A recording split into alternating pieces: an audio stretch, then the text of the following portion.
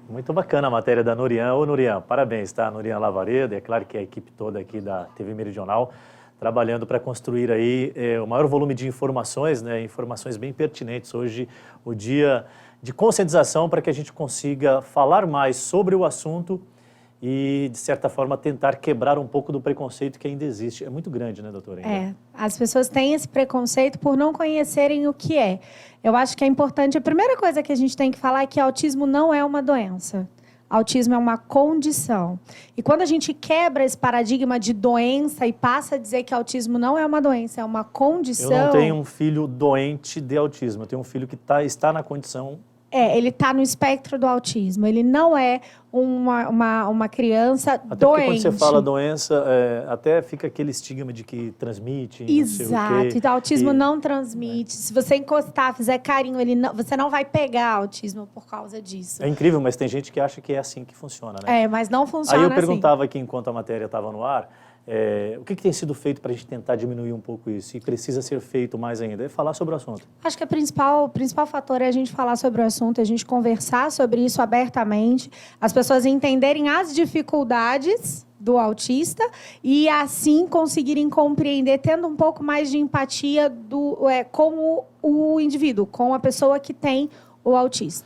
Eu até perguntava assim, se todo autista pode viver de forma normal. É estranho falar isso, mas assim, ele vai sempre viver com aquela condição de autista, mas ele pode levar a vida, a família pode conviver com isso, de certa forma, criando um ciclo também, em que naquele ambiente se torne normal, a pessoa vive de forma normal. Sim, até porque a gente não pode quantificar o que é normal, né? Normal é uma coisa muito subjetiva, a gente não quantifica o normal, mas ele pode conviver e viver de uma forma dentro daquilo, de uma forma independente, vamos colocar assim. Se a gente conseguir aí, desde diagnosticando, né, precocemente, a gente conseguir aí fazer com que ele tenha os ganhos que ele precise ter. Queria entrar nesse assunto justamente do diagnóstico, né, como é que isso se manifesta e tudo mais, mas antes disso é importante a gente saber. A senhora é fonoaudióloga. Sou fonoaudióloga. A senhora me disse aqui também que quem trata e diagnostica o autista é um grupo multidisciplinar, são várias especialidades. Isso. Passa pelo neuro? É uma equipe de profissionais. A gente tem o neuropediatra, que é o carro-chefe desse diagnóstico. Então, a gente tem o neuropediatra, a fono, né, que é extremamente importante, o psicólogo e o fisioterapeuta, junto com o terapeuta ocupacional. A gente Isso desde o diagnóstico, acaba tendo que passar por esses profissionais e, posteriormente, o acompanhamento. Sim, diagnóstico e acompanhamento. De uma forma mais intensa, com as respectivas áreas, isso de acordo com cada um, porque o autismo, ele se difere bastante. Ou ele é autismo e pronto? Não, jamais. Você não tem um autista igual ao outro. Não existe. Por mais que eles sejam do mesmo grau, por exemplo, que sejam grau 1, sejam leves, você não vai ter nunca um autista igual ao outro. Eles são únicos. Eu queria me aprofundar na área da fonoaudiologia. A matéria falou bastante sobre algumas outras áreas. E qual a área que a senhora mais domina? É a de fonoaudiologia. O autista, ele fala, não fala, ele pode voltar a falar normal, ou se nunca falou, enfim. Como é que a gente consegue identificar isso? O autismo, a principal característica, a gente tem 3 grandes principais características do autismo. Uma é a alteração de comunicação, alteração de comportamento e de sociabilização.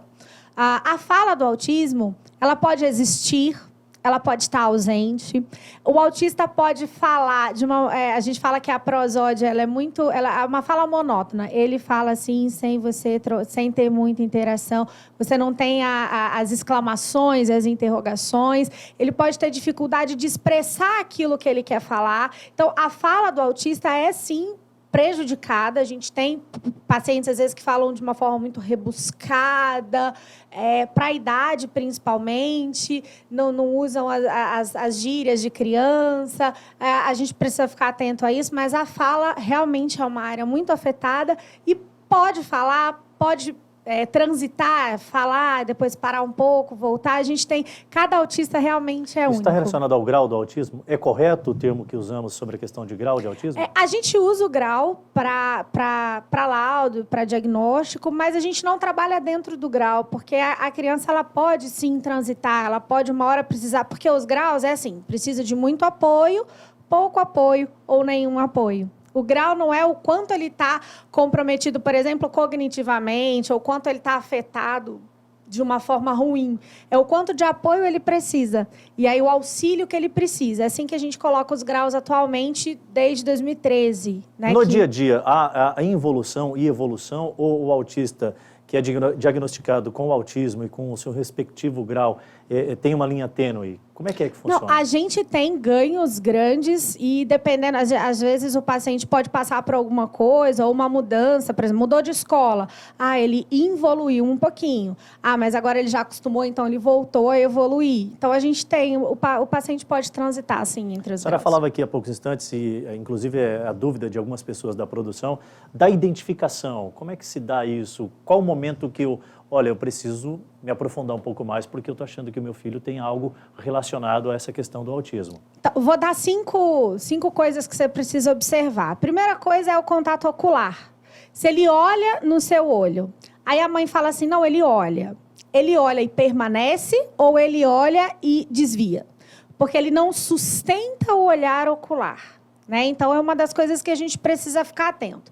Outra coisa que a gente tem que ficar atento é na fala. Então, ele tem um atraso de fala, ele fala de uma forma diferente. A forma dele brincar, ele brinca enfileirando as coisas. Ele pega o carrinho, ao invés de ele fazer... brrr, ele vira e fica assim na rodinha do carrinho, por exemplo. Ele empilha as coisas, ao invés dele brincar, dá uma função para aquele brinquedo. Anda na pontinha do pé, que a gente fala que às vezes o autista tem as alterações sensoriais, então ele vai andar na pontinha do pé.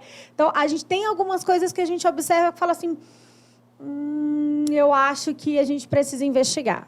Mas esses são as principais, às vezes uma recusa. Tem faixa etária, tem momento específico? Sim, o principal é que essas alterações elas acontecem na primeira infância. Então, até os 3 anos de idade, elas acontecem. Então, você vai ver que até os 3 anos de idade, a criança tem uma dificuldade, ela tem alguns comportamentos, ela pode ter alguns comportamentos vocais, por exemplo, ela pode dar alguns gritinhos em momentos inoportunos, ela tem muita estereotipia de mão, que a gente chama, que fica balançando a mãozinha ou segurando a mãozinha. Então, é importante observar, principalmente até os 3 anos de idade. Nem todo autista precisa, evidentemente, de medicação, mas a medicação é usada, evidentemente, que para conter, para equilibrar, para dar condições de um convívio mais equilibrado. E entre essas questões de medicações, que cada caso é um caso específico, a neuromodulação parece-me que começa a ter um papel fundamental dentro desse processo. Sim, exatamente.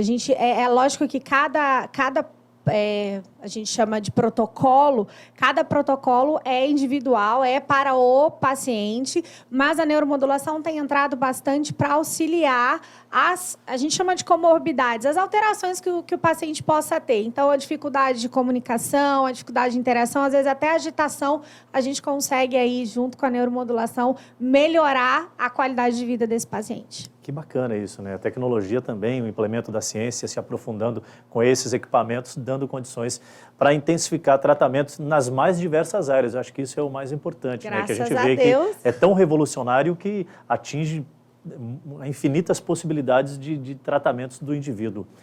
Infelizmente, no Brasil, hoje, só um adendo, a gente tem mais de 2 milhões de pessoas diagnosticadas com autismo. No Brasil.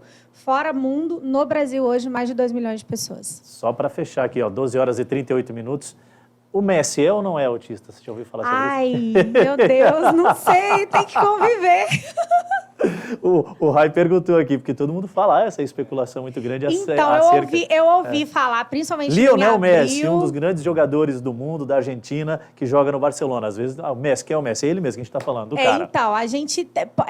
Depende, né? Tem características que a gente precisa analisar, mas precisa ir no médico, precisa ir no neuro para poder fechar esse diagnóstico. Aí, Rai, respondeu a sua pergunta, estava curioso, querendo saber se o Lionel Messi era autista.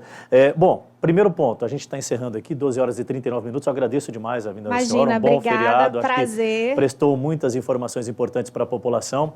Fica o espaço aberto, caso queira complementar de alguma forma, e ficou muito claro para nós, pelo menos aqui, quais os pontos que a gente pode estar contribuindo para quebrar um pouco desse preconceito. O primeiro deles é falar muito sobre o assunto.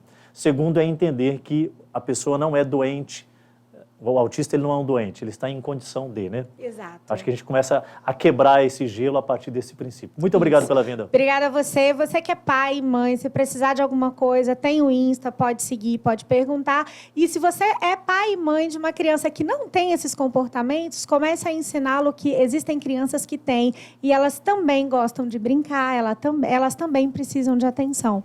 Perfeito, doutora Daniele, falando com a gente aqui sobre essa questão do autismo.